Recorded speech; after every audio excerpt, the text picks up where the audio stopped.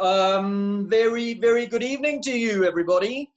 Hope that you are well from lockdown, Sunday evening, and of course, conversations from lockdown with myself, Aidan. I've got a very, very special guest. I've been itching to talk to her for quite a while.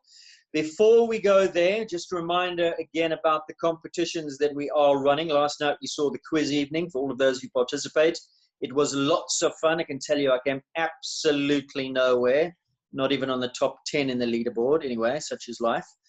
Our competitions, don't forget our Ken Frankton Skipping Challenge, 2,000 Rand up for grabs, courtesy of Equipage, Division of Hollard. Do hope that you are practicing. And then, of course, our Hobby Horse Derby competition. We have received a few of those videos. A few people have asked why we haven't posted them or where they can find them. Just remember that they will be posted on YouTube come the 1st of May.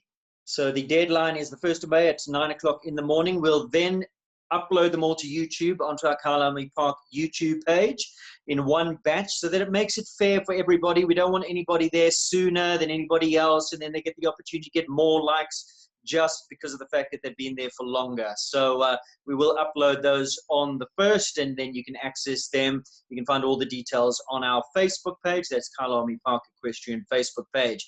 Right, my guest this evening is a legend of South African equestrian sports. I'm not going to say only show jumping because she has worn many hats in her day and has been a top eventer as well in times gone past. Very good evening, Gail. How are you? How's it, Aidan? It's great. I'm not so keen on the times gone past stuff. And legend, yeah, it's like, okay, she's got one foot in the grave already. In times to come, it's going to be known as this period of the time of the coronavirus. You know, such is the way things go. Apparently, I heard something the other day that in 13 years or 15 years from now, all the teens in this period, you know, are going to be called the quarantines, which I thought was quite fun. That is. Yeah. Gail, have you been practicing your skipping? Every day, Aidan, 4 hours a day I skip, and then in the other sort of, what have we got? Say we've got 12 waking hours, the other 8 I run around and around the property. I don't stop to eat. I just exercise. Oh no, hang on, and I ride my horses as well. Well, you've got to make time for your hobby horse derby entry as well. You've won a few derbies, but you don't have the hobby horse derby on your mantle there behind you. So we expect a video with that as well. I've seen a couple of people have showed me stuff that they're doing. And I mean, they've gone all out. They've got proper horses made and stuff like that. I can't compete with that stuff. Not a chance. Quite right. There's 5,000 Rand up for grabs. I mean, when do you see prize money of 5,000 Rand in a normal given competition? No, absolutely. But I'm very competitive, and there's no ways I'm going to enter if I don't think I can win. So there's not a chance. I'm not going to start making a cloth horse and a little stuff like that. So I will watch and put my vote in. Good. Now, where do we start? Such a long, illustrious career, so many awards along the way. Should we start right at the very, well, first of all, before we go there, how are the horses? How's life? Are you leaving the farm at all? The business is closed. What are you getting up to? You doing much riding? Are they in rest? Business is not closed purely because it's a pharmacy, so I have to go every day. But the business we're doing is negligible. You know, they probably see 1 or 2 people in a day. I should be riding. I'm not. My horses are loving it. Yeah, it's sort of like, I don't know. Basically just to say I'm not riding. You're goal orientated. When you don't know when the goal, what is the goal? You know, where are the shows? How do you get motivated? Exactly. And my horses are thrilled. They love it. We do a lot of dog walking. A lot of dog walking around the farm. And playing. And every time I think that I should be, because I'm a bit of a hoarder, so my house is full of clutter. So every time I think that perhaps I should go and tidy a cupboard or do something, I immediately find an urgent reason to go into the garden and start planting things. So yeah, that's really what it is. or the dogs need another walk. I mean, there've been a lot of Exactly. people on social media saying, when can I take my dogs for a walk? You're obviously not one of those. You're constantly walking those dogs. Well, we've got a big property, so we're very lucky in that way. So, you know, just walking around the property is quite big. So. Gail, let's talk about you. Let's let people get to know you a little bit better. You are, and I'm not just saying that you're one of the legends of South African equestrian sport, and it's something that you've earned. Take us right back to the beginning. You do come from a horsey background. A lot of people I've chatted to, a lot of the top riders, when I asked them that question, no, they never. They were first generation. You're not first generation. How far back do the horses go in your pedigree? Just to both my parents, so my father and my mother show jumped in the 50s and 60s. I actually thought that I would show the odd picture. So can I do that? Yes, of course. I don't know how you can. So that's my dad. Can you see that? Yes. Okay, that's my dad when he used to show. That's at the Rand show way back in probably about 1965. And then obviously my mom, seeing the arena's named after her at KPC. That was her on a brilliant little mare she had, who was only 14.2, who jumped in the big classes with her. That's also at Rand show. Wonderful. So basically, my mom and dad both rode, and so I was put on a horse from the time I could hold my head up. Were your mom and dad first generation, or were their grandparents who introduced them? No, they were first generation. My mom learned to ride on a donkey, a neighbor's donkey and stuff like that. They weren't horsey at all, so they were first generation. And now tell me about them, because your mom is a legend in the game in her own right. Everybody remembers Auntie May. I wasn't fortunate enough to meet her, unfortunately. But tell her about her and how influential she was in the sport, because she trained not only you, but a lot of other riders as well. Yeah, she always had a riding school. So I grew up surrounded by people and horses. And she was the most amazing person. I mean, I think I think anybody you ask has only got good things to say about my mom. She was an amazing person, a very hard worker, and she never pushed anybody. She would push you to do your best, but she was never obsessive about anything, and it was always only positive reinforcement and encouragement. She never ever said, I mean, at one stage I was an absolute wimp, and she never ever, I was never told I had to ride it. At one stage all I wanted to do was ballet, because I've got the figure for it, and she never pushed me. They'd say, don't you want to come riding today? And I'd say, no, maybe tomorrow. It was always tomorrow. And I was never ever pushed, and I think that's why I stayed the distance, because I was never forced to do anything. Forced to ride or forced to go and exercise my horses or anything like that. And if ever I did badly, which was often, she would only ever give me encouragements like, don't worry, it's going to be better next time, and things like that. So, I mean, I had fantastic parents in that respect. So you were born onto a property that always had horses around. Was it a riding school that catered only for children, or was it a livery yard that had adults and the whole bank shoot? Livery yard that had everything. So adults, children. My mom was always, her kind of teaching was always, she obviously did lessons and things, but her biggest thing was outrides. People learned to ride on an outride, and it would be a nature study session at the same time, because my mom was always interested in the birds and the wildlife and stuff like that. So people really enjoyed their riding with her. It was never sort of all work and no play. So where was the yard? Where were you based? At Glen Fox, where I still am now. So that I was born in Germiston, and we moved here in 1964. So I've been here ever since. Same place. Looks a little different now, but yeah, it's a long time. And brothers and sisters that rode as well. How big was the family? I had an older sister. She was 2 years older than me. She was way better than I ever was. But but she was killed in a car accident when she was 13 and I was 11. She had a fantastic pony called Valiant Taffy, and she was really good. She had her Transvaal colours in eventing. Yeah. Now, so when quite a big thing in yeah. When did you get serious about it? You obviously rode from a very young age. Were you a top child rider and then a top junior rider, and then were you always in the upper echelons of the sport, no matter what where you were or what age you were? Yeah, I was actually going to show you. I was going to show you a picture of my sister and I when we started. Check the jods. Okay. Are those elephants? Those elephants? Yes.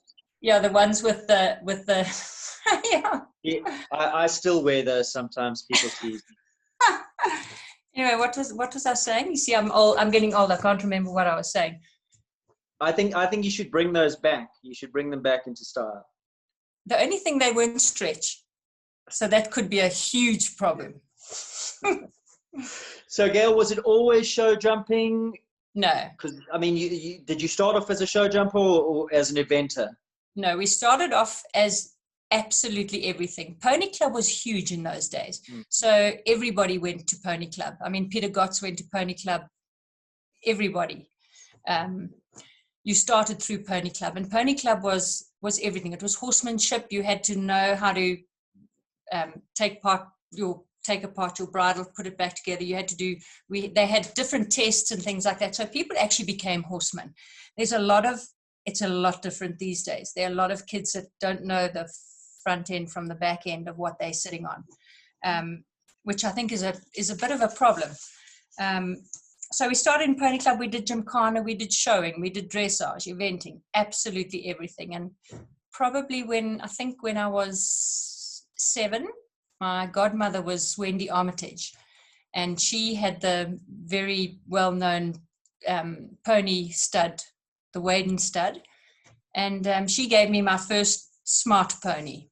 He was a Welsh Arab thoroughbred cross, and he was Waden Magic Mac, and I mean, he was absolutely superb. He excelled in everything. He won the champion utility pony and working pony at Rand Show for years. He won all the eventing trophies for the horse with the most points, the pony with the most points. I was in every team with him, and he was fantastic. So basically I did everything. It was, and in juniors and in adults. And then sort of, I can't remember when I think when I started breeding warm bloods, that's when I moved across to show jumping. Stopped really riding the thoroughbreds. And that's when I went to show jumping. You were a top class event rider. Can you got hear me? your. I can hear you. Can you hear me? Yeah, I can hear you now. Yeah. There is a storm so really, brewing. I see. Yeah. Carry on. Yeah. So I mean, basically, we always did absolutely everything, and yeah, only started sort of thinking about show jumping only, as I say, probably. In fact, I don't remember when. Probably Tell about me, 10. You were a top class event rider as well. I think you got your national colours for eventing. Tell me about those years. I got my national colours for eventing in 1985, and then the show jumping ones in 1987. The eventing was fantastic. I loved it. I only won South African Championships twice. You look at someone like won it 1,800,720 plenty times. But I loved eventing, absolutely loved doing it. And I was invited to, Graham and I were both invited to Argentina in, I think it was 1992. And I think at that stage, Graham was a very, very good runner, marathon runner. And at that stage, we had sanctions in the country. And so his dad, who was very involved with the Comrades Marathon, decided that perhaps he shouldn't go. So I went on my own. And funnily enough, one of the dressage, it was their national 3-day event championships. And one of the dressage judges happened to be a show jumper from Chile, who had been the previous year, had jumped with us in the indoor show in Cape Town. And when he saw me there, he then invited me to come to Chile about 6 months later and said, I must come and ride in their national 3-day event championships, and I must bring 2 other riders. So it was a fantastic opportunity. And when I went to Chile, I then invited Wayne Dale and Dominique Alexander. So the 3 of us went. And I must say we had an absolutely fantastic time in Chile.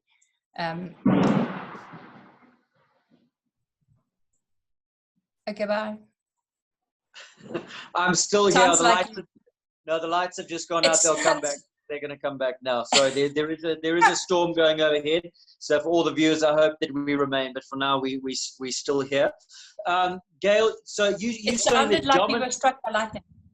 Yeah, it was very close. It was very close. So Dominique and Wayne were eventing as well, and they went to Chile. I didn't know that. No, they did. They came to Chile as show jumpers, and I went as the eventer. Okay. And we had a brilliant time when we arrived at the place. As we drove in, it was the most beautiful place in a place called San Isidro in Quillota in Chile, and we saw this horse galloping up a mountain in the distance, and that was apparently my event horse. But he was fabulous. He was brave as a lion, and Dominique got on him before the dressage and sort of pulled him into shape for me. And then we ended up winning the 3-day event, and we had a lot of fun. And Wayne rode in the 6 bar, and Dominique rode in a couple of the other events. So we had a really good time. Oh, fantastic. Let's go back a little bit. Was your mom always your coach, or did you have some other coaches during your junior years or your children's years as well? No, I had a couple of dressage lessons. First of all, with Major George Ivanovsky, and that was always. I'm still here. Karen. That was always he was Polish. I don't know if you ever heard about Major Ivanovsky. I read his book, The White Stallions of Kyalami, so I know. Yeah, because he was instrumental in bringing the Lipizzaners out to South Africa, and he was a very military man, fantastic man, and he had a very commanding voice, and I was absolutely scared shitless of him. But he was very good. He was great. And then Trish Schenderlein, she was a top dressage judge here, and I had dressage lessons with her. But as far as jumping and eventing, only my mother. Right. Your junior years, some of the jumpers, did you jump in what was then, you must have the JAs and all those grades? I mean, what I'm saying is, were you a top child rider, top junior rider as well? Yeah, I still had Wayne Magic Mac. He took me all the way through juniors. And then partway through my junior career, I got another horse who was fantastic for me, was a horse called Desert King. He was a thoroughbred off the track. He was by King Willow. And he was mad, but terribly brave. And he was fantastic. I won as an adult on him, I won Western Province Championship, and he won the South African Eventing Championships with me in 1979. So he was a fantastic horse, even though he was absolutely bats. I mean, I remember coming down the centre line in the dressage in the SA Champs the year he won, and he was reefing. I mean, that's how. So my dressage wasn't so good. And you're going to continue the story and say, even though my dressage wasn't so good, I still went on and won the championship. Sorry, say again? I say there's the next part of that story is, even though my dressage was terrible, you went on to win the championship. Yeah, he did, because he was so brave, and his cross country was so good.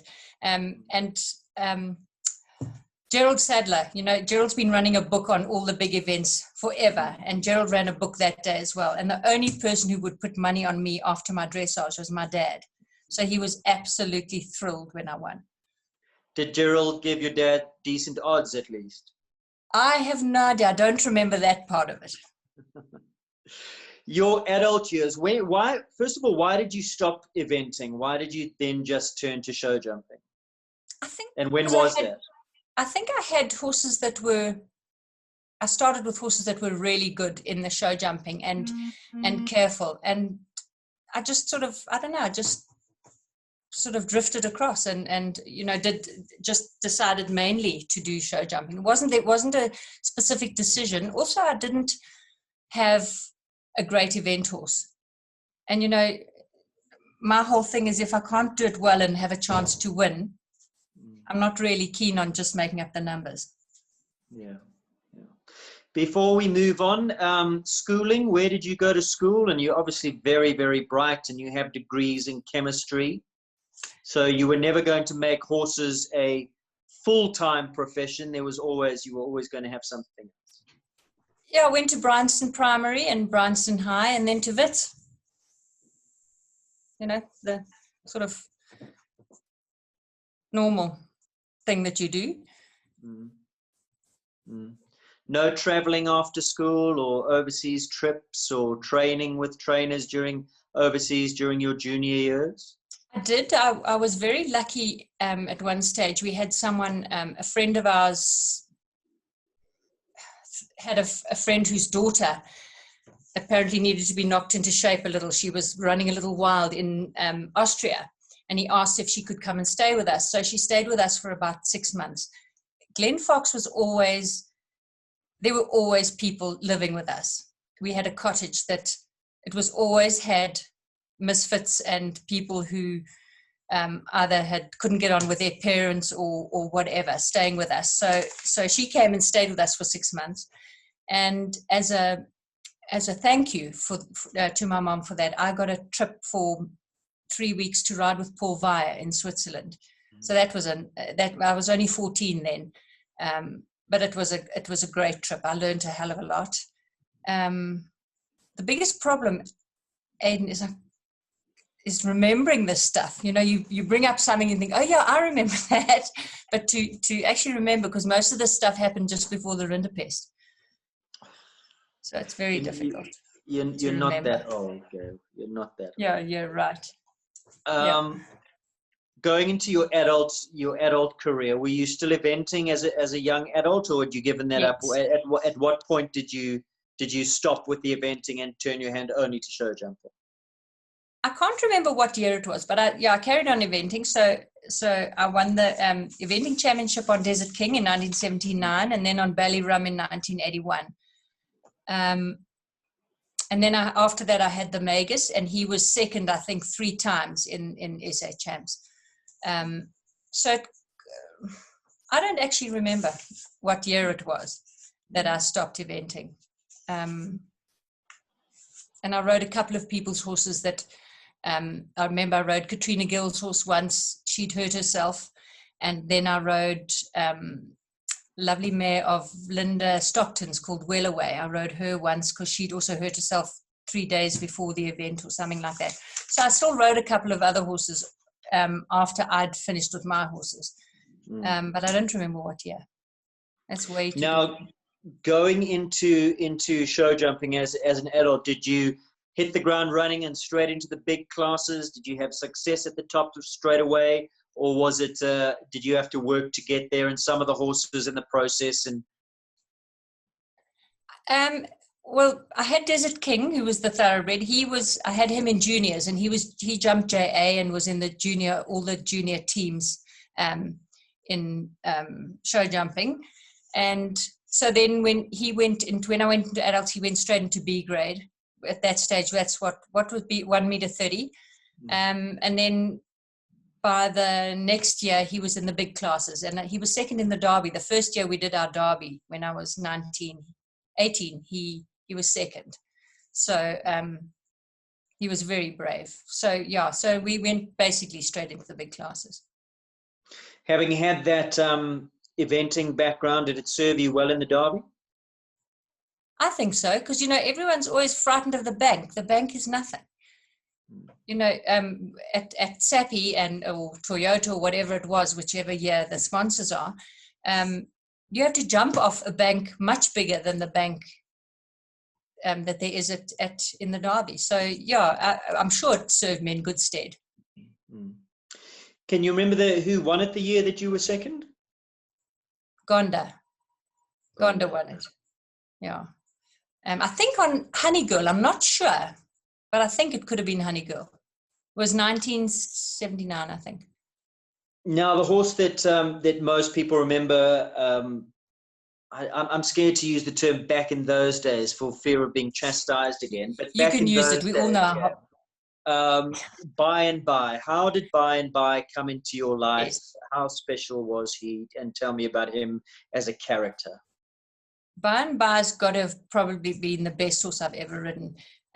He belonged to my late fiance, Lachlan McLaughlin, and Lachlan was responsible for getting By and By to the top. He bought him as a 3-year-old in Bloemfontein, and he trained him up to jump in the big classes. And I mean, Lachlan won everything on him. Lachlan got his Springbok colours on By and By.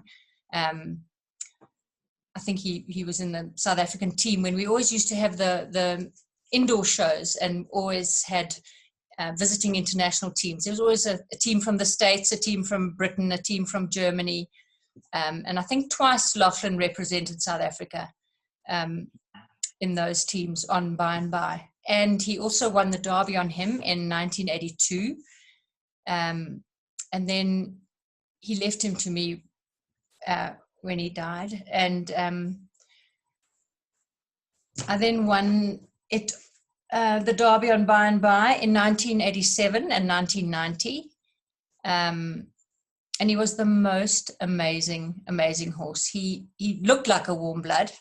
I was going to show you another picture, Aidan. There we go. Yes. So can you see it there? Yes, I can. So that's Lachlan on By and By in Cape Town. And he was, I mean, look what an amazing looking horse he was. He was such a beautiful horse. Beautiful technique. And he was also terribly brave and had a stunning character. What was By and By's pedigree, and how old was the horse when he came to you? He was by Yankee Clipper out of a Thunderhead II mare, I think. Charles Baker would know that. Charles will correct us if we're wrong, don't we? Exactly. Sorry, what did you say? Well, how old was he? Yes, I mean, he was already very established. He'd won the Derby, say, in 1982, and then there was a 5-year period until you won the Derby on him? Yes. Well, Lachlan died in 1986, so I started riding him in beginning of 1987. So he must have been I retired him in 1990. That was when he won the Derby. That was his last event. He was 19. So what's that? Do some maths here quickly, some mental arithmetic. No, you're the clever one.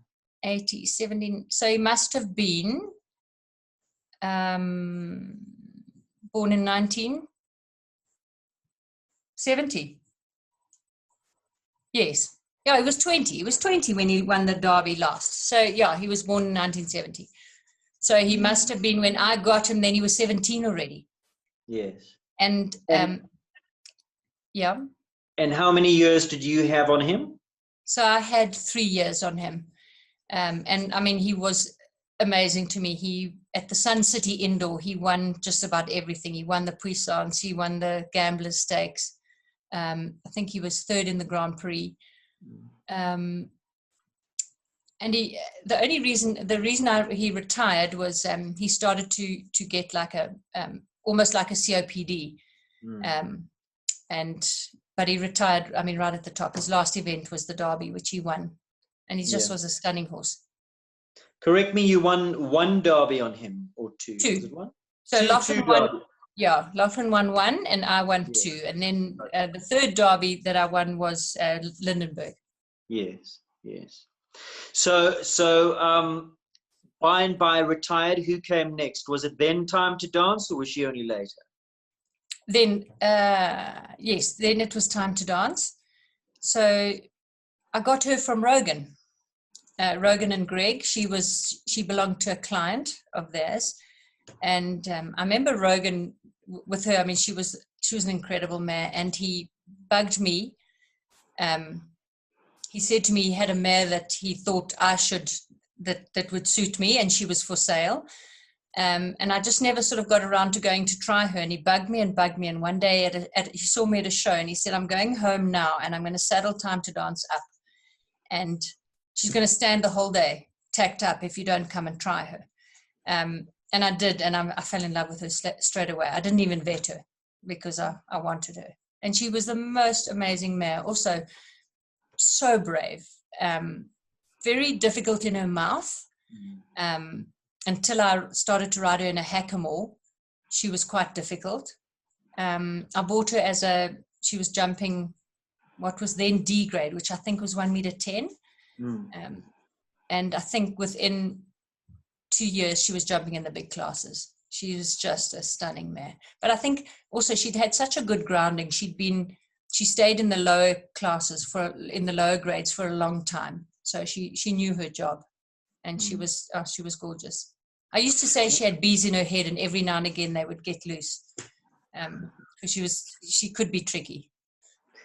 Why do you think it was that Rogan thought that you and her would be such a good partnership?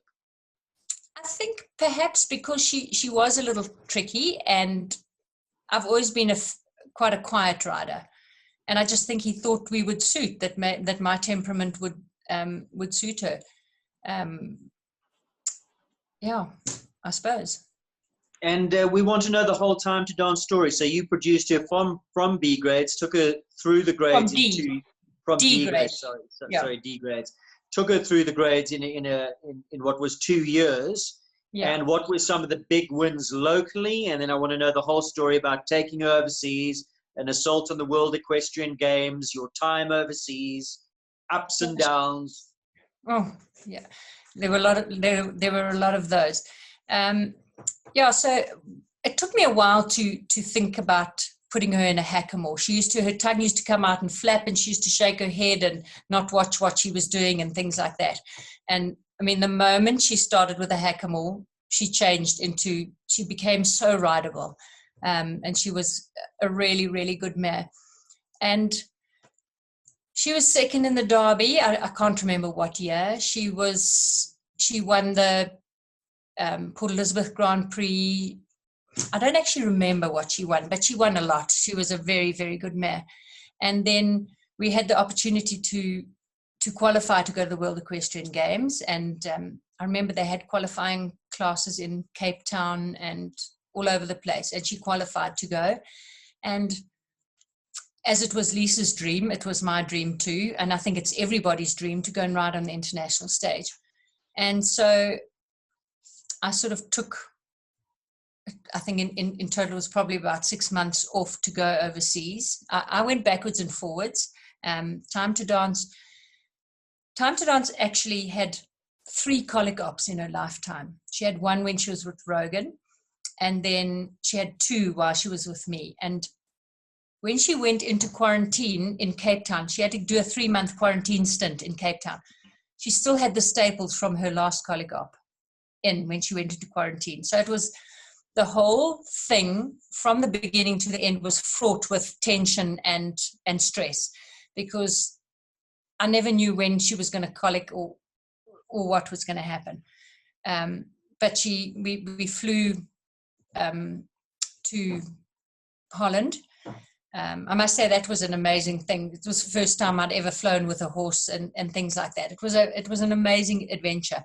We had a fundraiser to raise funds and to try and, in fact, I'm totally wrong. That was when I went overseas with Ronnie Lawrence.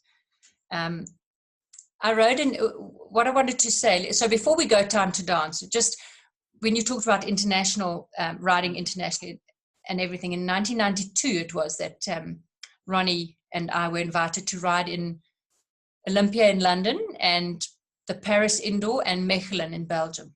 And I mean, that was also the most amazing trip. We had 140 horses, so we weren't riding at the top level, but we still had the most fantastic time. And sort of at that time, riding with those top riders, I just remember when our first show was the Paris Indoor, and I mean, it was just spectacular. And the first day, first class that Ronnie and I rode in, we were probably 10 seconds off the pace. Second day, probably about 4 seconds off the pace. And the third day, we both got a prize. So it's all about how hard you pushed and what your competition is like. And I mean, that really gave us a taste of wanting to go there and do that. That's sort of one of the reasons why I wanted to go to the World Games and stuff like that. You know, if you've got a horse that you think is good enough, you want to go there. And I'm sure, as Lisa would also have said, it's a hell of an expensive thing to do. But it's if that's what you want to do, then obviously you do it. Anyway, back to Time to Dance. So she had a couple of shows, sort of local shows in Germany. I stayed with Rainer Schmeglat in a place called Schesel outside Hamburg. And so that's really where I was based.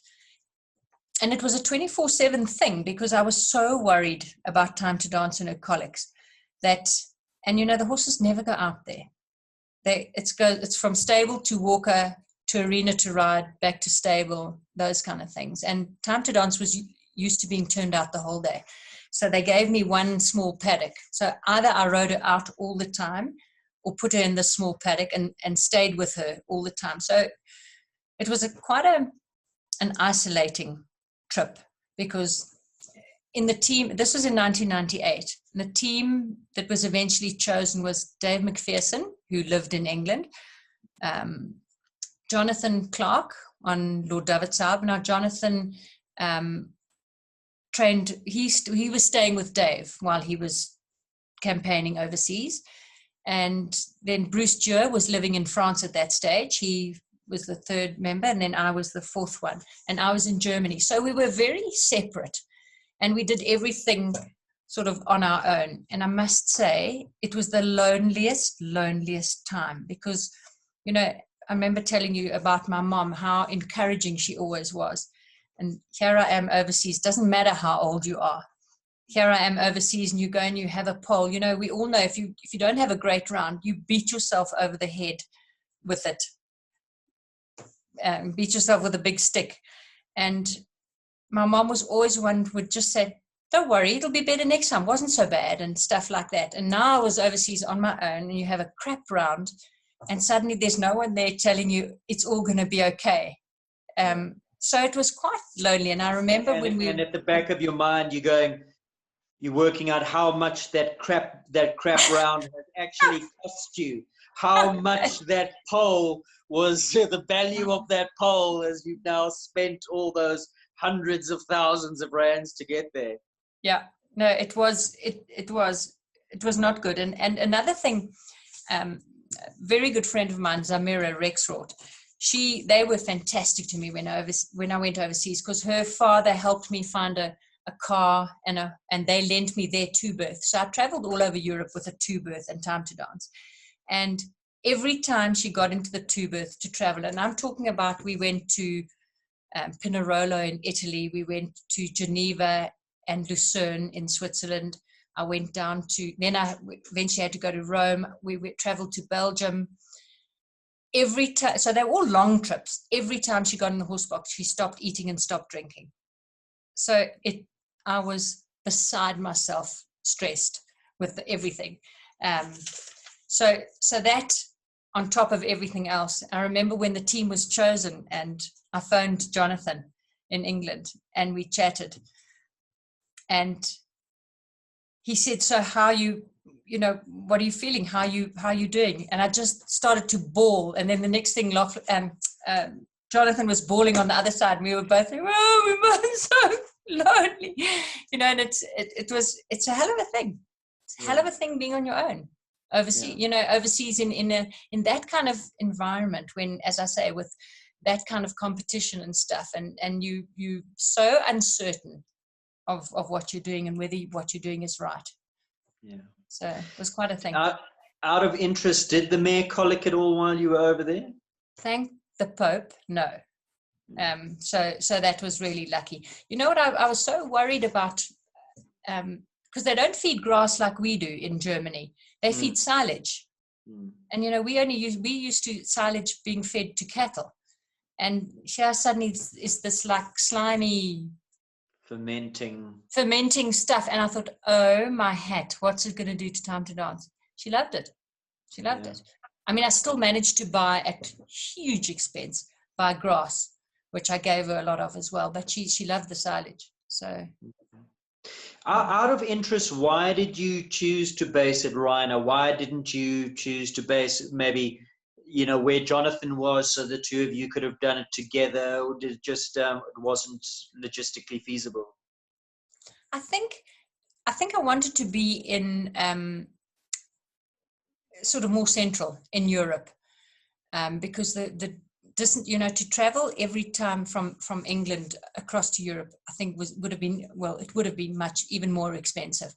And I knew Zamira's parents were in Hamburg. So I sort of at least had someone that I could rely on. So if everything all fell apart, I had people I could rely on who I knew would help me. And I'd met Rainer before through Domini. And yeah, it just seemed like a good idea at the time. Before we get to the World Games, were there a lot of other thoroughbreds on the circuit at that time, or was there all those Europeans on their warm bloods? And they were all on warm bloods. So when the South African arrived on her thoroughbred mare, were there odd looks, or is everybody just in their own little world anyway? I think most people are in their own little world anyway. And Time to Dance was she didn't look like a thoroughbred. She was quite a substantial mare. She was beautiful. So I don't think they could have cared less. At the World Games, there were a couple of thoroughbreds, and they were the Australians. Were on some thoroughbreds as well. So yeah, that's really. Tell me about the World Games. Where was it? Was it France? No, it was in Rome. Right. And so it was a 2-day trip to travel down to Rome. And I must say, it was an incredible experience. Tony Lewis was a chef de keep, and Roy Gottschalk was the team vet. And I had my own car there, and we stayed in a hotel, probably about, I'd say, as 10 minutes away as the crow flies. But if you traveled by car, it would take you like 45 minutes to an hour because of the traffic in Rome. But they had, all the riders stayed in the same hotel. So they had, every morning they had they had buses that took people, or if you had a car, you would come and get into this procession. They had cops on their motorbikes with their little, those little light things at the back, that little thing. And they'd give us a time that everyone had to be ready. And I remember the cop was brilliant, because I had this little Pajero, a little like boxy little thing.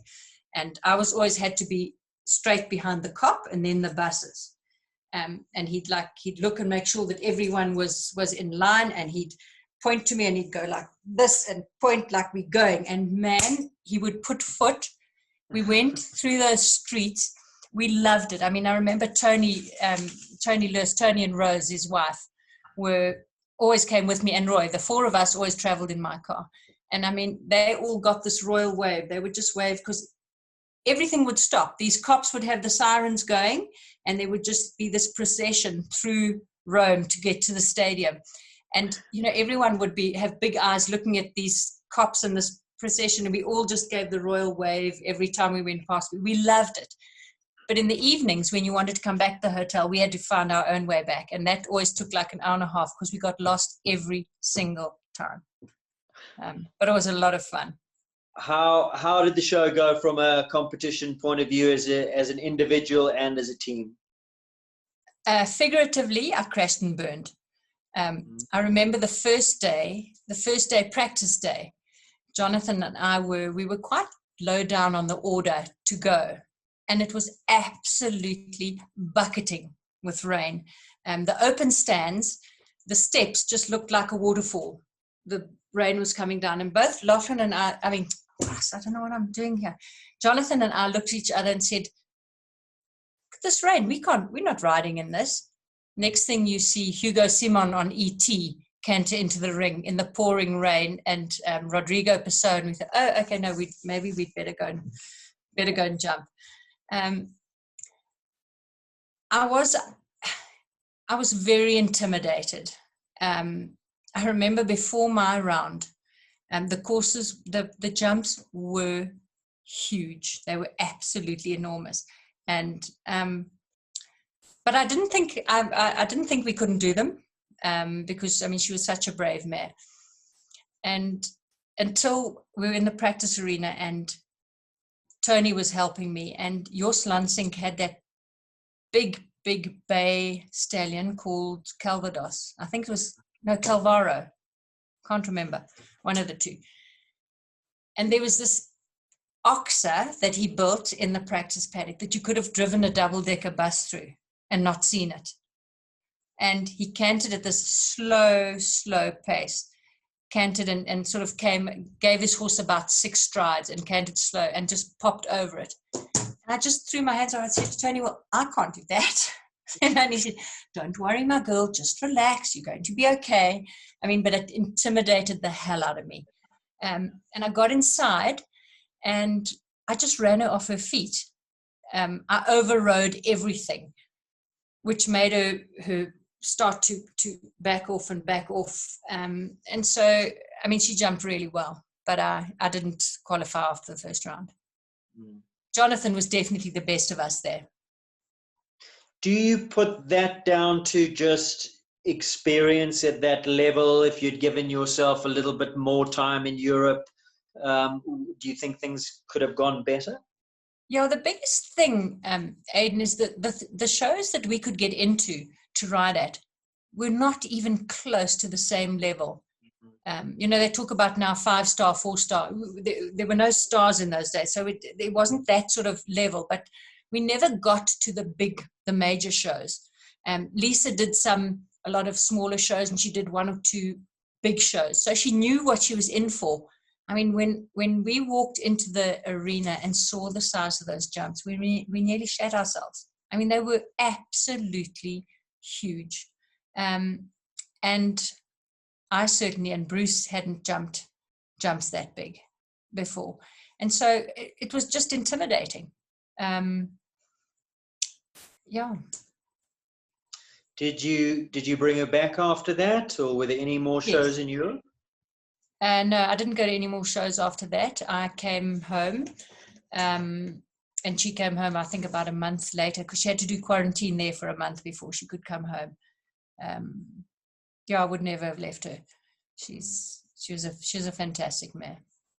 Did you compete her a little bit when she got home as well, or what was the plan? She carried on competing at home, and then, gosh, I suppose maybe 2 years later, I retired. She retired at 19. So about 2 years later, I retired her. She was just going into the ring and having like 1 or 2 poles all the time. And it was just, it was time. Yeah. Did you breed with her at all? I did. So we did an embryo transfer with her, and I got that lovely little mare that I had called Geneva. She was by my French stallion. When I went to France with Ronnie that time in whatever it was, so I don't remember anything anymore, I bought a French horse, a Grand Veneur stallion, which I jumped up to the big classes. He was 3 when I bought him. And so I had him at that stage, and I put him to Time to Dance and got a lovely, lovely little mare, Geneva. She was only ever jumped up to 140, but she was also brave and careful. She was a lovely little mare. So after you retired Time to Dance, who was the next big one on the radar? Was it Lindenberg, or was there anything before? Yeah, I had another horse that was great. He was a sea cottage called Maritime House, and he was fantastic. I bought him from Nick Langley, and he jumped in the big classes with me, and he did top level eventing. I mean, he was entered, he did very well in the Transvaal Championships, eventing championships, and he jumped. This must have been before. Yes, actually, it was before. It was a little bit before. I don't remember what year it was. So I mean, and he was a fantastic horse, and just before South African Championships eventing, he just looked a little odd. When I bought him, he had a growth on his side that they told me was benign, and it was just behind the girth. It was quite big. It was probably the size of about a lemon, and anyway, this thing grew and grew, and by the time he was about to get into South African Championships, he wasn't right, and we took him to Onderstepoort, and the thing that started it was that in his fitness work he was battling to breathe well enough. He just wasn't right with the breathing, and anyway, eventually took him to OP and decided they checked him out, and it turned out that this was just a very small manifestation of a massive tumor growing on one of his lungs. That was squashing his one lung completely, and it was tragic because he was such a good horse, and I had to put him down. Before we move on to Lindenberg, just remind me, Time to Dance's pedigree. She was by Trocadero out of an Aberdan II mare. Yeah. So lots of jumping blood there. Yeah, absolutely.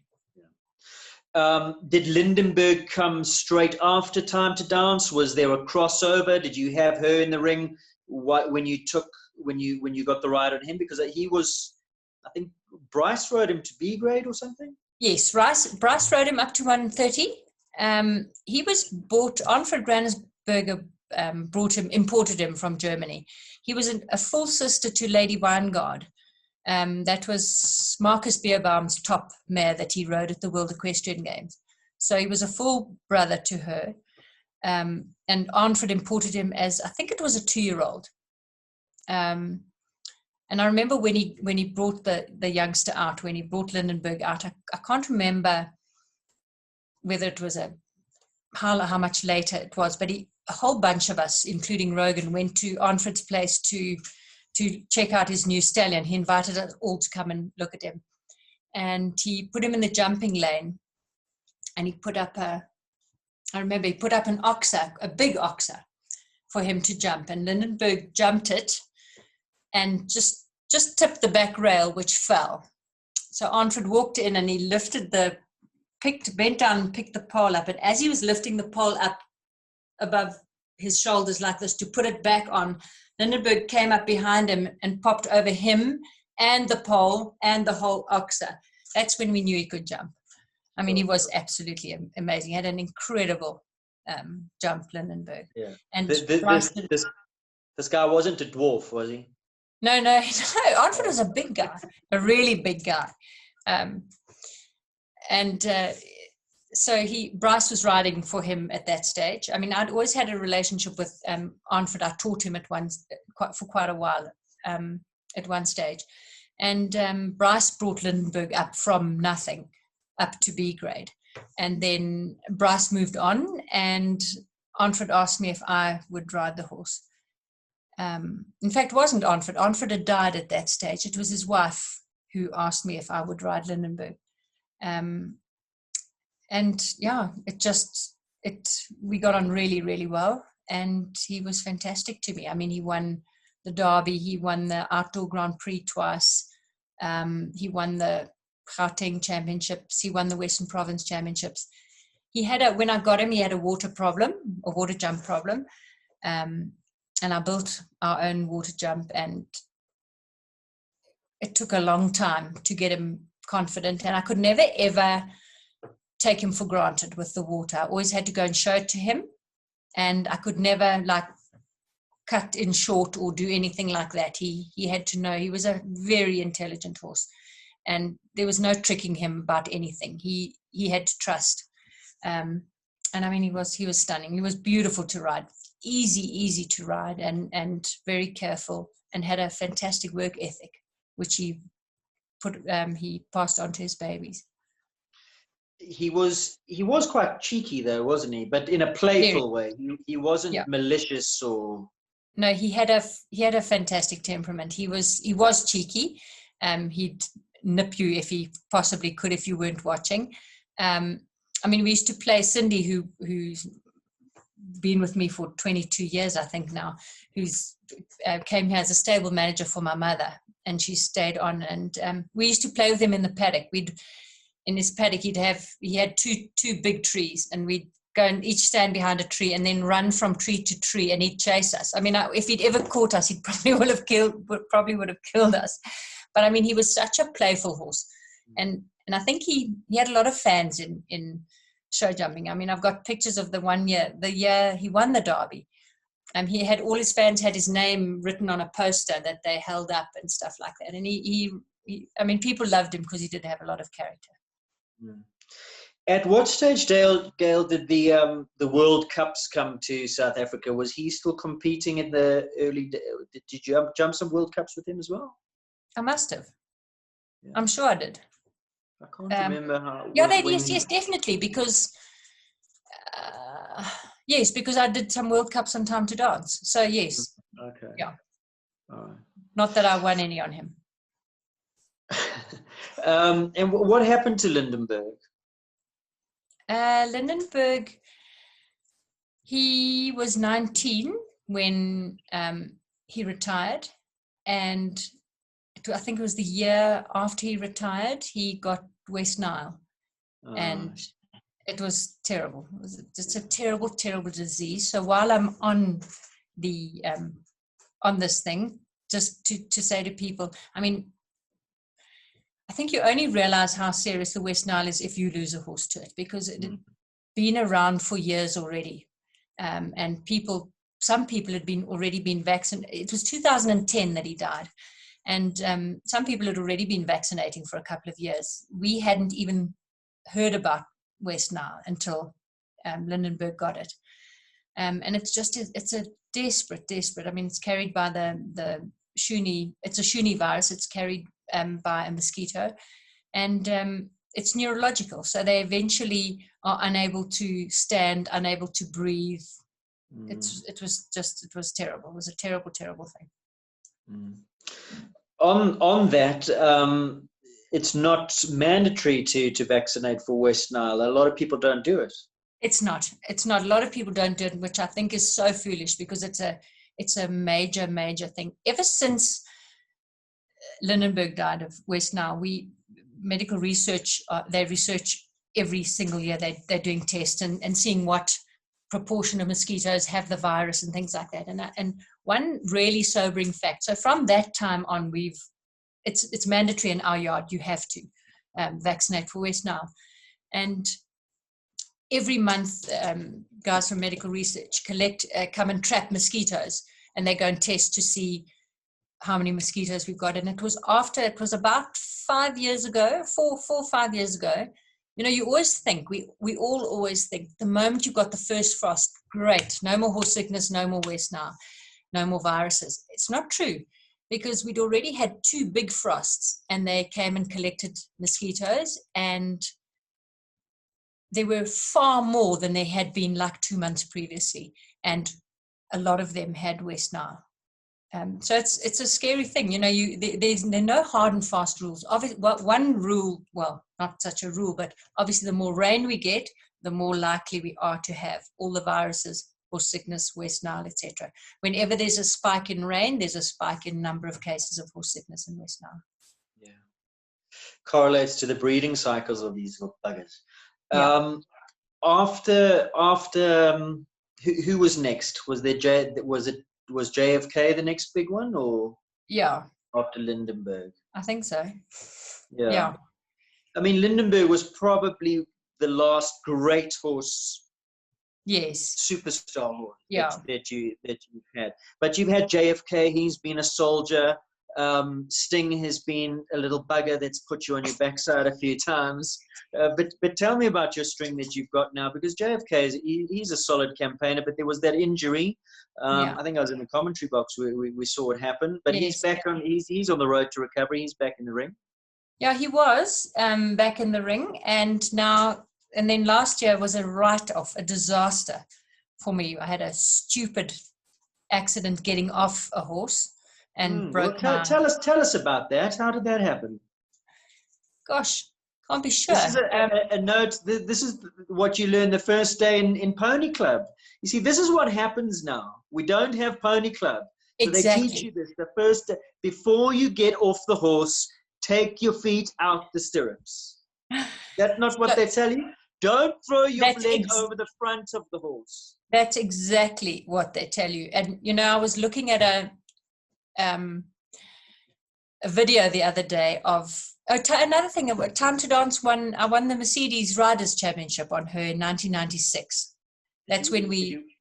Did you win the car? I did. I won the car. It was absolutely brilliant. The horses I rode then, I mean, I was riding Time to Dance then, so I had her in the final. It was myself and Ronnie Lawrence and Tracy Galway and Steve Shalom. We were the 4 riders. So Tracy had Lincoln, Ronnie had Vallon Rouge, his brilliant French stallion, and Steve Shalom had Rival, exactly. That brilliant. He was thoroughbred Rival, fantastic little thoroughbred. So the 2 thoroughbreds, and then the 2 warm bloods, German and Hanoverian and French, Salle Francais. So they were all 4 really, really good horses. And I was looking at the video the other day, and the televised thing has got me getting off one of the other horses, also swinging my leg over the front. It was like, that's the way I've done it my whole life. And you'll think twice now.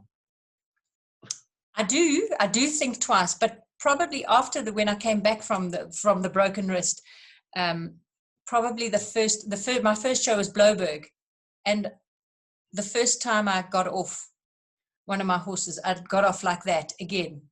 And I mean, my groom's eyes were like this. He couldn't believe, because he was the one that was standing there when I fell, when I broke my wrist.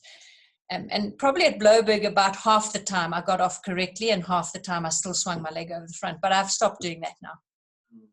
I think you swiftly changed topic to the Riders Challenge when we were talking about what happened. You swung your leg over, but you didn't take your other foot out, or it got caught on the way down. Yeah, I did take my other foot out, but it caught as I swung my leg over the front, it caught my other leg caught the stirrup, and I just went face first, planted into the concrete ground. Stupid accident. So that took a couple of months, and then Sting basically did my rotator cuff and snapped my biceps and did all the rest. And also just jumping probably a 60 centimeter barrel. And as he jumped it, the sand hit the barrel, and he got a huge fright, and he bulleted me like Superman without a cape. So there you go. He's always been a naughty little bugger, that Sting, but I think you've encouraged him a little bit. Not in any way, shape, or form. Never have I encouraged him to try and kill me. And he's tried to kill me a number of times. But have you disciplined the bad behavior? I'm too scared. There's no way. You just get on Sting and he does something and you smack him. You discipline him and see if you're brave enough to do that. Tell us about Sting, because he's one that you bred. Yeah. He's by Shiraz, out of a lovely Belgian mare that I had. When I came back from the World Games in 1998, I bought a lovely, a heartbreaker, Lister Darman mare. She was also a little tricky, but had incredible talent. And so Sting was by Shiraz out of Quinta, because I bred with her once I stopped jumping her. She jumped twice. She jumped in the big classes, but she was very tricky. And so eventually I gave up with her. Very brave, but just a little bats.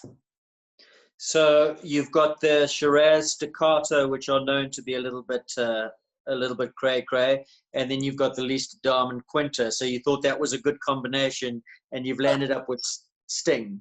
Well, at that stage, who's brilliantly talented, but tricky. he's a naughty child. Yeah.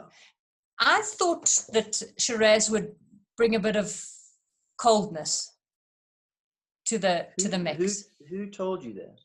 It must have been Dominic. I'm sure he told me that. But he was quite a deliberate. Shiraz wasn't funny. But I mean, a lot of his progeny are. Yes. But he himself was very level-headed. Yeah. So that's what I hoped. I've got one also tricky, also very very headstrong. Yeah. You brought up the Riders Challenge earlier. What a pity we don't have that competition anymore. And that was also the format for the World Equestrian Games. Yes. Do you miss that? Because we used to have the Riders where we swapped horses. What were the reasons? It's I'm not sure. Possibly sponsorship. Reasons for stopping the Riders Championship. I'm not sure why it stopped, but it was a fantastic event because it really showed if you could ride. You know, you had each rider. The format was each rider rode their own horse around the track, and it was a big track. It wasn't a giveaway, and then they would swap. So each rider would ride all 4 horses, and you had 2 minutes on which to get used to the horse, and the whole sort of principle behind that, or the premise is that you obviously don't try and change anything with the horse. You just try to ride it the way it likes to go, and take your chance. And it was a real test of of horsemanship and rider capability, because if you were sitting on a brilliant horse yourself, it would show where you were truly at. You won the car, and Shirley Kemp won a car, didn't she? Yes. The good thing about, the nice thing about this Riders' Champs anyway, you know, and you're riding 4 different horses, but they're all good horses. You know, if you're the top 4 qualifiers out of the big classes at the show, that's 4 good horses that you've got. Yes, some of them are a little difficult in maybe stronger, or you've got to sit quieter, or things like that.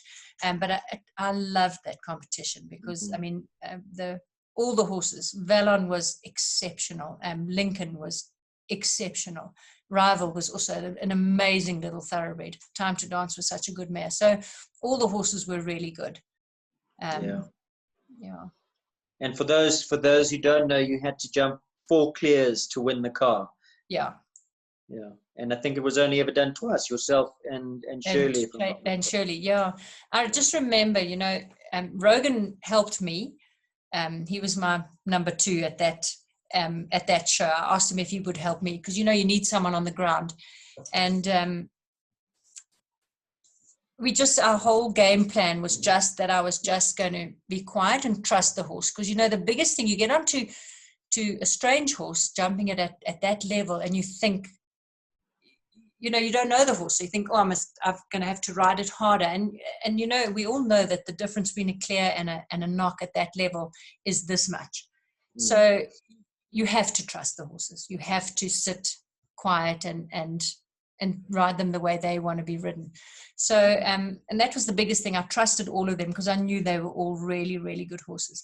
And I just remember when the last horse I rode, so I'd had the 3 clears, and I was last to go on my last horse, and it was Valon Rouge. And every rider, including Ronnie, had knocked number 1 on the horse. And I canted in. I remember it so clearly. It was the Mercedes jump, those thin black and silver poles. It was an upright. And it was a lot of them. There were a lot of poles. It wasn't open. Yeah, I remember. I think Lincoln went through it with Ronnie as well. Yes. He bellied it, yes, I remember. And it was right, slightly towards and right next to the main stand. And I remember cantering in, and I sat really quiet because Valon was a stunning horse. He was fiery and he had incredible talent, but he was quite a cheeky stallion as well.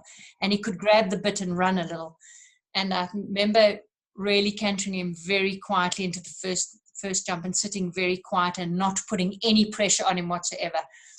And he cleared it. It was the first time he'd cleared number 1. And the crowd went, yay! And then the rest of the crowd went, shh, like this. I just so clearly remember hearing what was going on. And I mean, he was just an amazing horse. It was a stunning thing. I think I made it within the time by, I want to say a ball hair, but I mean, by such, apparently they were thinking in the judges box that I wasn't going to win the car because I was going to get a time fault. So, but he was, it was the most amazing thing. Was it a year it was held at Innisfree Park at Grayston? Was it held there? Yeah. And it was an unusual arena because it was on sort of quite a bit of a slope, and there were different levels of it. But it was a stunning show. Yeah. I think they thought that it was possibly a little bit too much for the horses, 4 rounds. Those were some of the reasons they also got rid of it, because didn't Burlington also have an event like that? The Burlington Cup. Wasn't the Burlington Cup a 4 round? Yeah. They did use that format. I'm not sure why. I don't think it's necessarily because it was too much for the horses, because, you're only allowed to ride the horse. I think I said 2 minutes. I don't know if it's 2 minutes or 1 minute. You're only allowed to jump 1 cross, 1 upright, and 1 oxer. So it's not. Was it a shortened course? It wasn't like 12, definitely. 13 with a treble. I think 1, 2, 3, 4, 5, 6, 7. I think 8 jumps. Yeah. I think 8 jumps. So it wasn't really too much for the horses. I think a lot of, I'm not sure. I'm not sure. Some people also, you get some people thinking, well, they don't want anyone else to ride their horse, which I don't go with that, because if you manage to qualify, you've got to be good enough. So difficult. Be nice to see that back. Now, going back to your string that you currently have, Sting, he's jumped a few 145s. Have you had him in a 150 yet? No, I haven't had him in a 150. What's my maybe? Sorry.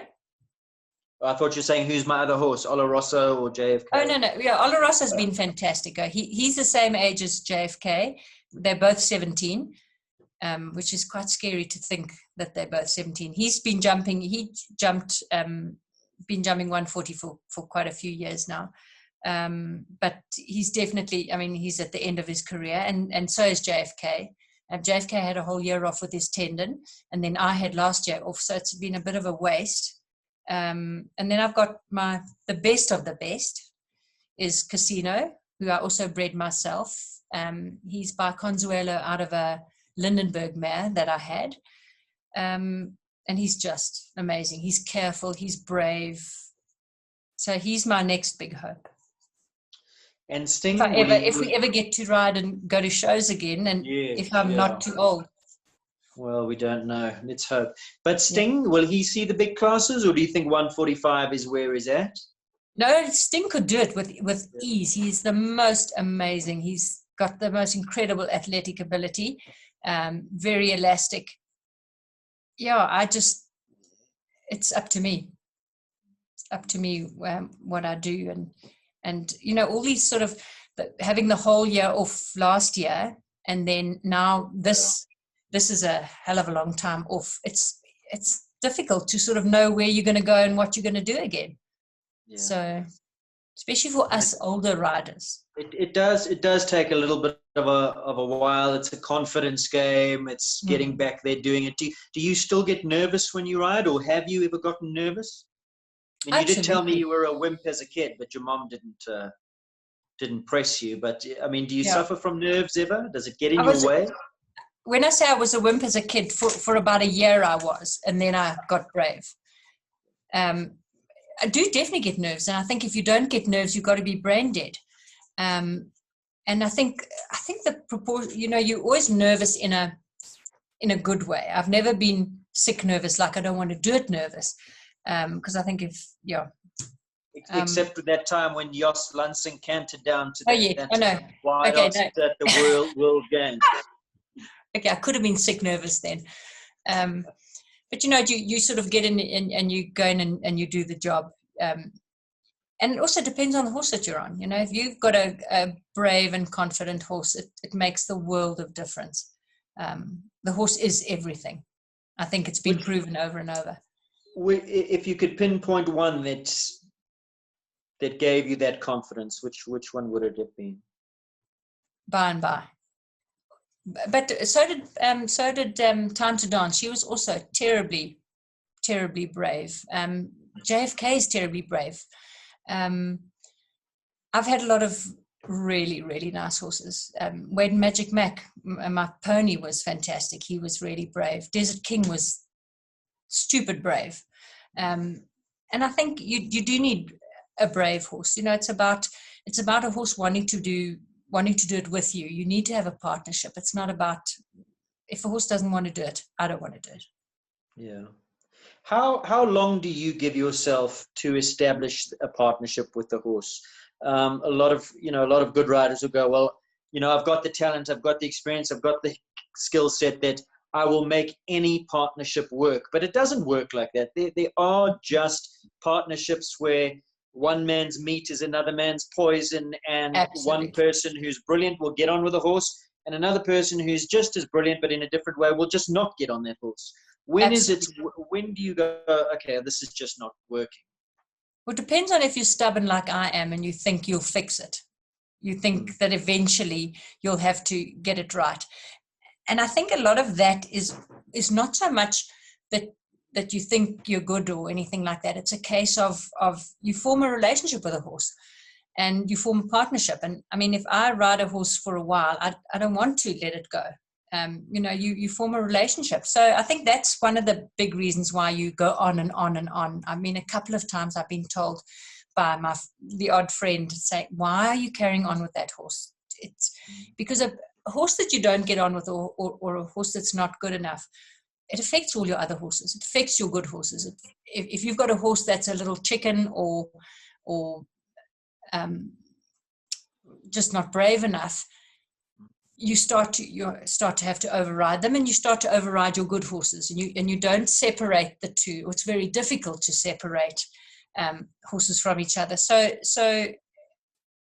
it's not a good thing to stay on a horse that you can't ride. I mean, there've been throughout my career, there've been instances of horses that top riders have sold to other top riders, and whereas they were not great with the first rider, they turned out to be brilliant with the second one and things like that. And it's just about knowing what horse is for you. And that was one area Gonda was amazing at, because Gonda would give I don't know, time period. I think with each horse, it's a different time period that you would give them before you find out if it's not the right one for you. But Gonda was really, really good at sorting out what horse really suited her and getting rid of the ones that didn't. Yeah. And I remember Mickey Lowe had a couple that he got rid of that I think that Errol bought from Mickey, that then went on to be really good with Errol, and Errol sold to someone else that went on to be really good with. So, you know, there were a lot of riders that knew exactly what horse they wanted and moved on if they couldn't get the tune they wanted. So for those watching, it's really good to understand your strengths as a rider and your weaknesses, and play to your strengths, basically. Yeah. What sort of horses do you like? I mean, when you talk about blood horses or slightly cold, do you want to put a lot of leg on? Do you want to hold them off the fence, or you want a horse that you have to ride to a fence? What suits you? Yeah, I want the blood horse. I've always been a quiet rider, so I prefer to be quiet than I hate to ever force anything or have to really, really ride something. And you know, I much prefer to sit quietly and to have a horse take me a little to a fence. Mm-hmm. Are you big on flat work? 100%. Flat work is everything. You know, if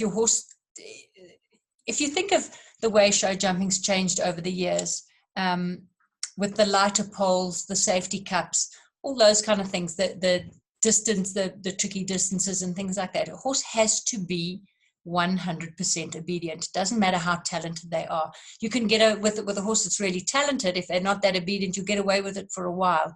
But when it comes down to it at the top level, the horse that's talented and obedient is always going to beat the one that's just talented.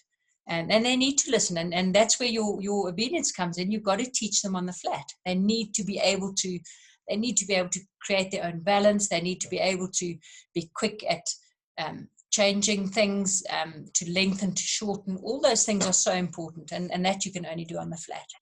And it's not about forcing a horse to do something, pulling it to make it shorten its stride. All you do is slow it down, those kind of things. So flat work is hugely important, and serious flat work. I mean, up to serious dressage maneuvers. That's where Dominie's so good, because Dominie's a genius on the flat, and he's always learning. He's always going overseas and going to listen to top trainers and things like that. And he always comes back, and it's always simple stuff that we sort of tend to forget. You think you're good enough. So often you get a horse, and especially the more talented horses that we start with, if something's not quite right, you don't sort it. You think, they've got the talent, it doesn't matter. Because if they get into a problem, they'll get out of it. And it's actually not a good mindset. And often we take advantage of a more talented horse, and you don't do as much as you should do as far as teaching them correctly, because they are so talented. And I think that's where I've come short with Sting, is that he's so talented that when he's messed around and stuff like that, I haven't actually sorted it. And now I'm going to pay the price. Do you get much coaching from anybody, or do you just do things yourself most of the time? Do you have a team on the ground? I don't have a team on the ground, so I do it mostly myself, but I do go to the occasional lesson with Dominic, and he's helped me a lot.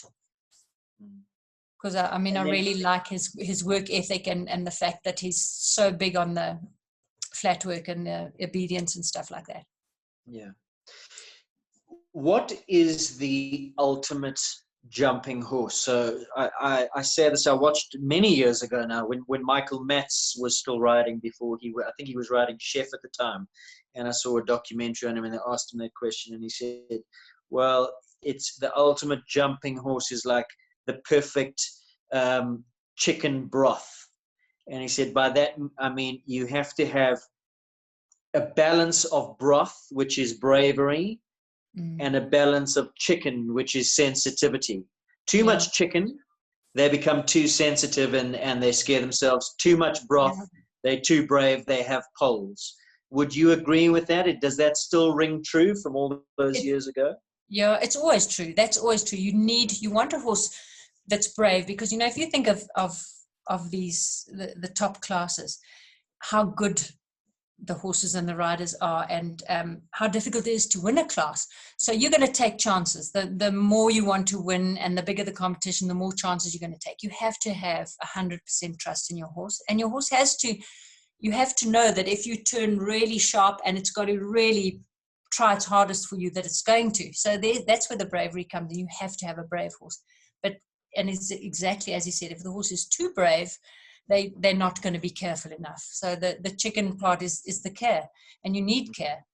You need a horse to be careful, to be able to take those chances, because we can all take chances, but the horse will just have a rail instead of actually being careful about it. You are also... Sorry? You are also into your... I didn't actually hear what you said there. You faded away, but maybe that was a good thing. You're also into your breeding. Can you tell us about your stud? How many mares you run, stallions? That's I don't have any stallions anymore. I've used Consuelo for the last couple of years. I don't really have a big breeding operation. I've bred a lot more years ago. Saying that, I've just bred a full sister to Casino. And I've got 2 4-year-olds that should be starting in the Young Horse series this year, but I'm a bit slow.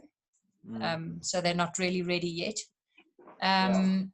So that's really, as far as my breeding operation goes, I've been breeding for quite a few years, but it's on a very small scale. And I don't sell my horses, so I'm a collector. Never ever? Once in a blue moon. And so, yeah, so it gets to be quite expensive to have a lot of horses. Yeah. And you always think each one is going to be a world beater, and it turns out that it's not. Yes. Apart from the riding, you're very interested, I know, in wildlife, and you love the bush. But I know your very good friend Judy and Sue, who were Thomas. They told me you're also a pilot. You have a pilot's license that you got in the space of a weekend, apparently, or a couple of days. There was a cancelled show or something somewhere along the line. And what was the story? That was in 1987 when that flu epidemic hit South Africa. Do you remember that racing industry shut down, the whole of the show jumping? Funny, that's a similar sort of time to now. There was nothing. There were no shows, nothing, because this flu epidemic hit all the horses. It came in with a stallion. I think a stallion came in. I'm not sure if a stallion came in from Australia or from Europe. I was only 9. I can't remember. Okay, I was only 7. So flu, then we'd never had horse flu in the country before, and it was a terrible thing because horses got desperately sick, and so everything stopped. Racing stopped, show jumping stopped, everything. And I think I saw an advert in a paper for Jim Davis's flying school in George, and I phoned Judy and I said, come on, why don't we do this? And we did. We took 3 weeks off and we went down to George. So we lived they had a house that a whole lot of us lived in. And we did, we flew in the mornings, and we did all the theory and the exams and things in the afternoons. And it was the most amazing time. We had an absolute ball. I don't have a pilot's license anymore because obviously I've never kept it up or anything like that. But it was stunning.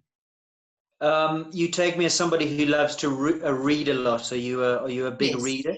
Voracious reader, yes, constantly. And any other interests besides walking your dogs around the farm? Not so much, except maybe I should talk about the Young Horse series. Yes. So that started about Sue van der Merwe and myself and Maria Kroon. We started that, I think it's now 15 or 16 years ago. Because, they've always had young horse classes in France. France, it's huge. And in Germany also, it's really big. And we just thought it would be a good thing for our breeders because, we've got such good bloodlines in this country. I mean, particularly you look at the Callahoo and the Capital and smaller studs, but I mean, I say those two because they are huge studs and they've put so much money into it and they're constantly bringing out really good mares and good stallions. And we just thought for our breeding industry, it would be a wonderful thing to have a young horse series. And I must say it's gone from strength to strength. And this year it got even bigger. Now that we've sort of under lockdown, it's quite, things have obviously stopped, but our first 2 shows were hugely subscribed, much more than usual. And we've got a new young committee that are helping us with it now. And they've been really good in finding sponsorship and things like that. So yeah, hopefully the young horse will continue to get better and better, the young horse series. You've had some wonderful horses over the years, but you've had your best success on the thoroughbreds, on the By and By and the Time to Dance. Is there still a place for and I'm asking this because I love the thoroughbred, but also Charles is going to watch, and he'll pull me up if I don't ask. Absolutely. Is there still place for the thoroughbred? Are you a big fan? Are they 100%? Can they be as good as the warmbloods? Without a doubt, absolutely. The thoroughbreds are just as good as the warm bloods. A good horse is a good horse, whether it's a thoroughbred or whether it's a warm blood. I mean, obviously the warm bloods have transformed over the years. They've specifically jumping horses bred for jumping, etc., etc. But if you look at so many of the horses nowadays jumping at the top level overseas, there's so much blood in them. There's so much thoroughbred because that's for the quickness. If you look at the jump offs, they are so fast, and you can't have the big deliberate horses. Those are not the horses that are winning overseas. It's these. You look at look at Marcus Enning on Comufo. I mean, how amazing! I mean, I think it was probably a year or two ago when he won some big class. I mean, he galloped from the start to the finish, and they all do. They gallop. So you need a lot of blood, and they are getting a lot of blood in their horses. So there's always a place for the thoroughbred, and I mean, a good thoroughbred is just as good as a good warm blood. Do you think the breeders here might be missing a trick in that we have such a strong lineage of thoroughbreds, that our racing is still so strong, that we could be possibly identifying some prominent thoroughbred jumping lines and trying to find those dams and then putting them to? I think it's what we should be doing, because I don't know. I haven't sort of. I must say, we need to look at the catalogues at the auctions, the Callahoo auction and the Capital auction, to see how much red type there is. How much blood there is in a lot of those horses. I actually don't think there is that much. Is there? Do you know? I think that there are a few. I'm quite closely associated with the Capital, but those horses don't get the money that the full warm blood pedigrees get, and people forget there is still so much. The warm blood is the cold blood and the hot and the thoroughbred or the Arab blood that comes down. Yeah. And like you say, we are going more towards blood now. That's the evolution of the sport. So maybe we are in the perfect position that people can go, well, maybe that's something to think about, that we don't need to be, maybe we do have the bloodlines, the recognized bloodlines. Absolutely. Well, I mean, look at Lady Killer's got to have been one of the best bloodlines ever, and Lady Killer's thoroughbred. But also what I've noticed now with young horse, that, we have a specific thoroughbred section in the young horse. Apart from the series as a whole, there's a trophy just for thoroughbreds, 4, 5, 6, and 7 in each age group. And over the years, we've seen 1 or 2 thoroughbreds. We've had a 4-year-old thoroughbred and a 7-year-old, or a 6 and a 5 or something. We've never had a thoroughbred in each age group every year, but this year we've got really quite a few. We've probably got 4 or 5 thoroughbreds in each age group, which is fantastic. It's so nice to see the thoroughbreds making a comeback. Yeah, just take us through the levels, how the young horse performance series works. So you start off at 4-year-olds, and they're jumping what height? 5-year-olds, 6-year-olds, 7-year-olds. How does it all work? Okay, just before I go on to that, I also think one reason why the thoroughbred is also making a comeback is price. Yeah. I mean, a warm blood, to buy a warm blood with good bloodlines today is very, very expensive. And I think people still get some really good horses, are able to get a horse off the track with good thoroughbred lines far more easily. So I think maybe that's also cost is one of the reasons why people are going back to thoroughbreds as well. So young horse we start at 4-year-olds. So the 4-year-olds jump 1 round only, not on time, and they jump at 80 centimeters. And what we like to do at the young horse is that before the first class starts, everyone's allowed to go into the arena and ride around and let their horses look at all the jumps and see everything. So that we want the horses to do their best job. We don't want to frighten any horses or take anyone by surprise. We want them to see the jumps they're jumping, because we want to really judge their technique, everything.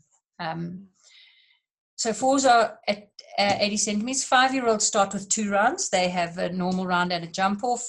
5, 6, and 7 do that. 5-year-olds are 90, 6-year-olds are 1 meter, and 7-year-olds are 1 meter 10.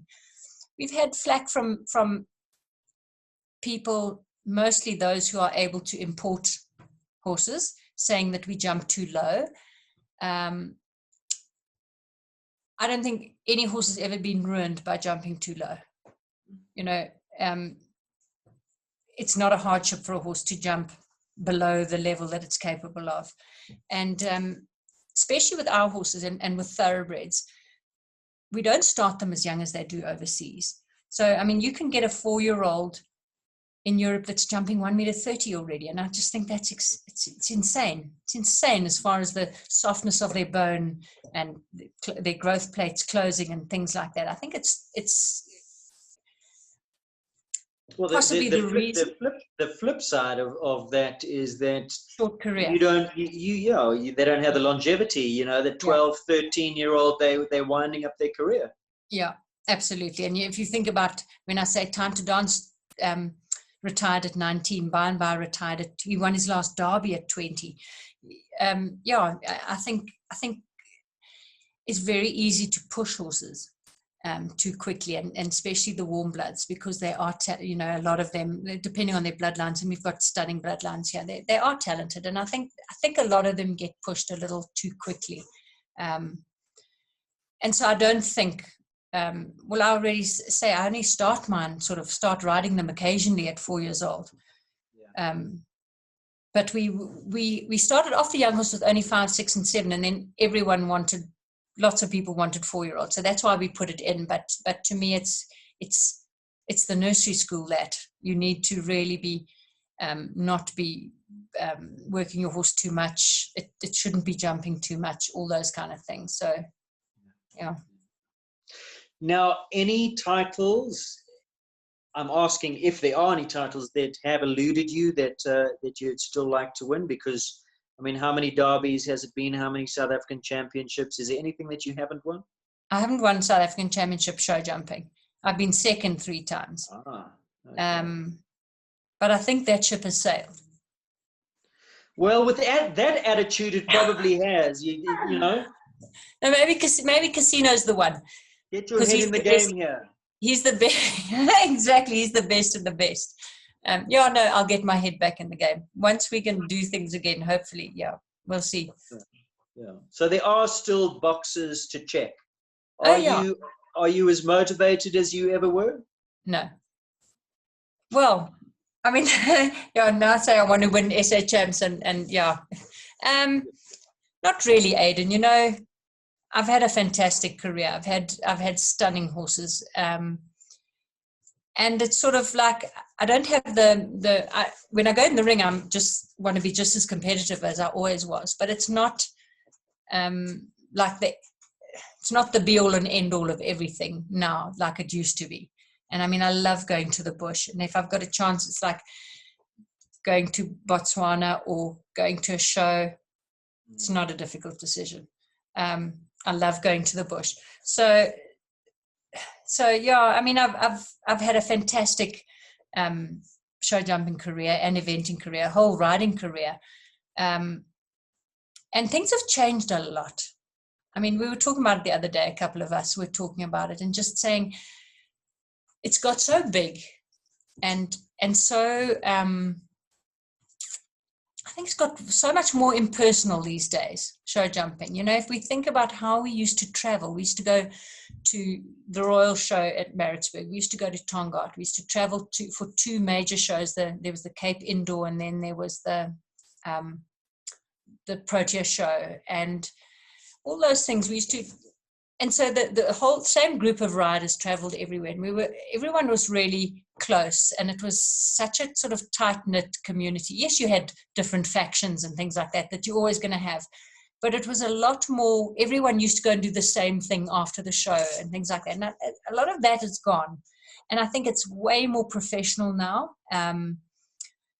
People are spending huge money on horses, and I think parents who are spending big money on horses are expecting results, and they're paying trainers who really work their asses off to make sure their pupils get all the right coaching and things like that. So I think it's changed a lot. Show jumping has changed a lot. So I don't sort of have the same drive that I used to have. Maybe it's just age. Maybe I'm just old. Do you prefer the old days? If you look Yes. back then and where you are now, and was it more fun, more camaraderie? I think we had a lot more fun, but maybe it's also an age thing in that I was much younger then, and I wasn't necessarily paying for my horses. You know, suddenly you become an adult, you got to pay for your horses. Mommy and daddy don't pay anymore. And that makes a big difference. Except, I mean, I say that, but not when I was riding at my best. I was paying for my own horses and things like that already. But also, I think... but it just has become a lot more expensive as well. Way. Your gear, your feed bills, your everything is, your expenses are just so much higher. Absolutely. Never mind the cost of the horses themselves. Yeah, exactly. And I think that's a big thing that's made it so much more. When I say, I don't want to say competitive, because I mean it was just as competitive then.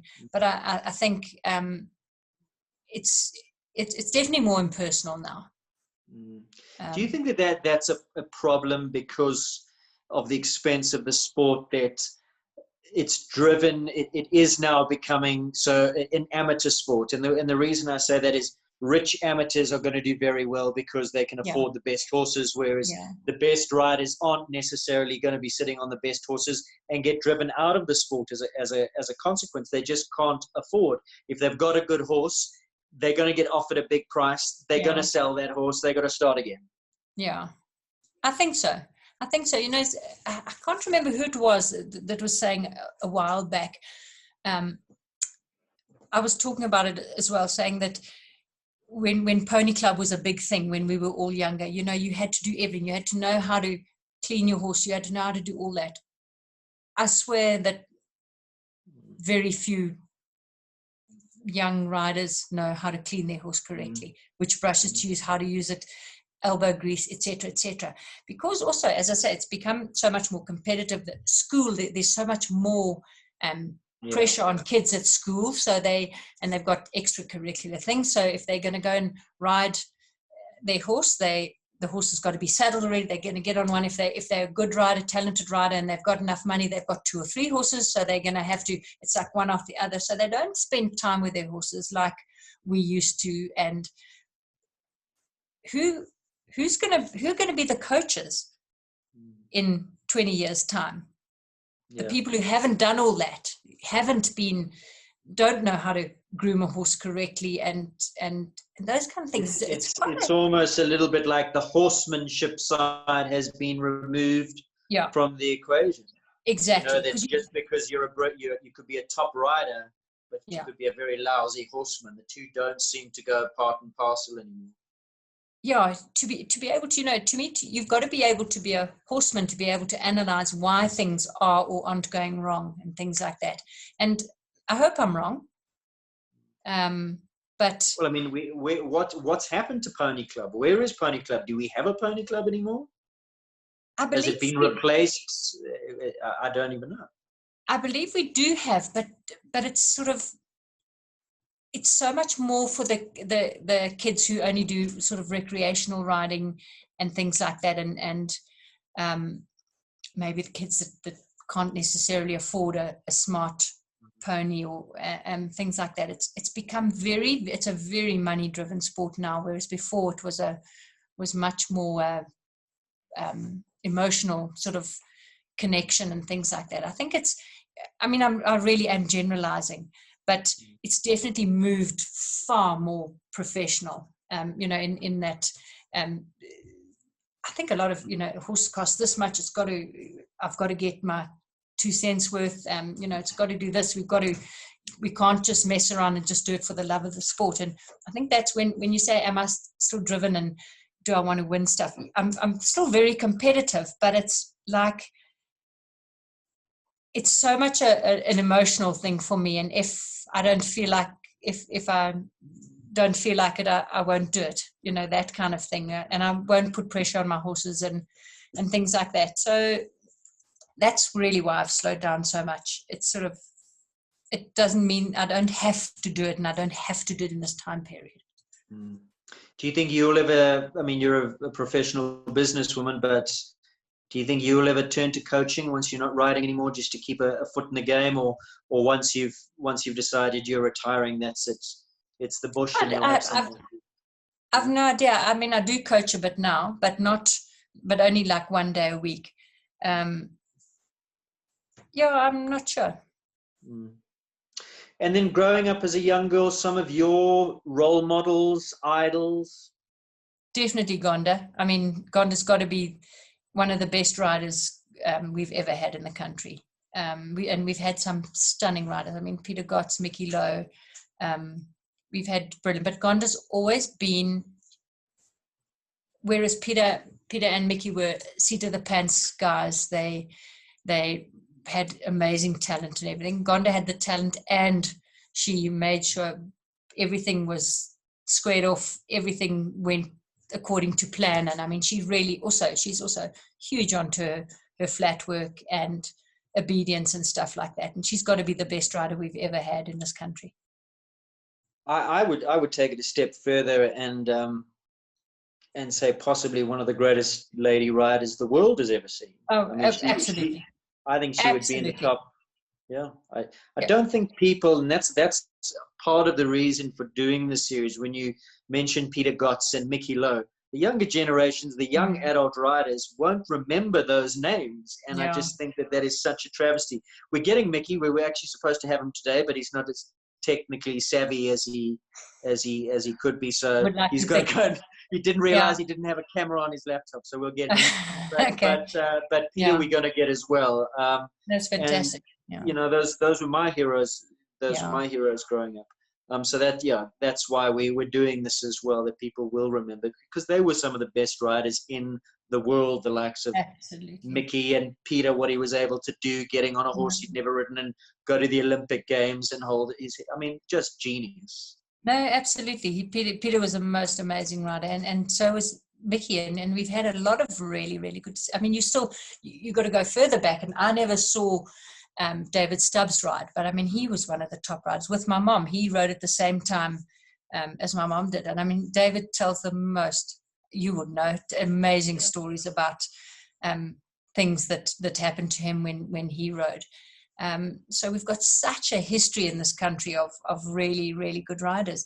And it's sad. And I mean, another really amazing rider, although completely unorthodox as far as when you look at Gonda's technique, her style, everything was absolute perfection. A rider who rode, was an incredible competitor and really good and won absolutely everything as well, was Johnny Myburgh. Not in an orthodox way, like, because she was also tiny, but what an amazing rider. George Myburgh was fantastic. I mean, Errol was fantastic in his day too, and there's so many riders that were brilliant that no one knows about. Well, perhaps chat to SA Show Jumping. We need something like a Hall of Fame, a South African Hall of Fame, a commemorative small museum or something like that, just to remember, because these are names that should not be forgotten. And if we do get that, Gail, I'm not blowing smoke, but your name will definitely be in there, because you are one of the legends of the sport in multiple disciplines. And I just want to take this time to thank you for your contribution and for being on our little show. It's really meant a lot, and I hope it's been enlightening for a lot of people, and just a big thank you. Well, thank you. And it's been an absolute pleasure, and it's lovely to think back on the good horses that I've had, and to listen to Gonda's. I mean, she's had the most incredible career, and listening to everyone's point of view. You know, there's so many different point of views in riding. There's a right way, there's a general right way, but you know, everyone's got their own take on things, and I think that's what makes it so interesting. Each person has got a different angle. Yeah.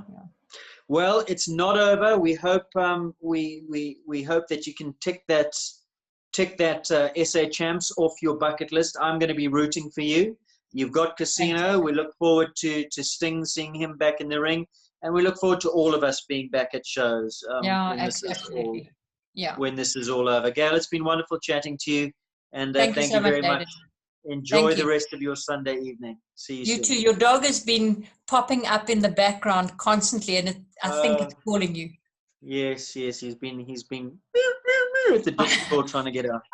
I'll go let him out now. Okay. Thanks, We'll Aidan. chat soon. Take care. Okay. Bye.